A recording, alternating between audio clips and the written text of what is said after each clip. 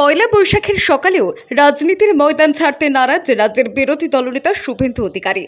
মঙ্গলবার সকালে তমলুকের ঐতিহ্যবাহী নববর্ষের শোভাযাত্রায় অংশগ্রহণ করেন রাজ্যের বিরোধী দলনেতা শুভেন্দু অধিকারী।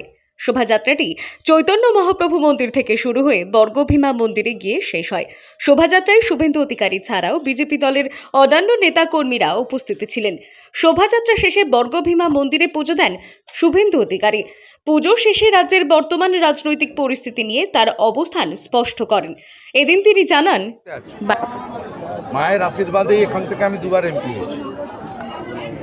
মা বর্গভীমার প্রচুর আশীর্বাদ আমার উপর আছে এবং এখানকার অধিকারী পরিবার আমার আত্মীয়।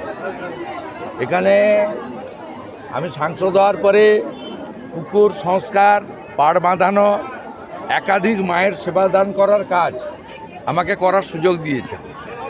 আমি সবাই হাল খাতানোর খাতা নিয়ে যাচ্ছেন, আমি হাল ফেরানোর খাতাতে সিঁদুর লাগিয়ে নিয়ে যাব। পূর্ব মেদিনীপুর থেকে রঞ্জন মাইতের রিপোর্ট, টাইমলেস ডেপিকশন নিউজ।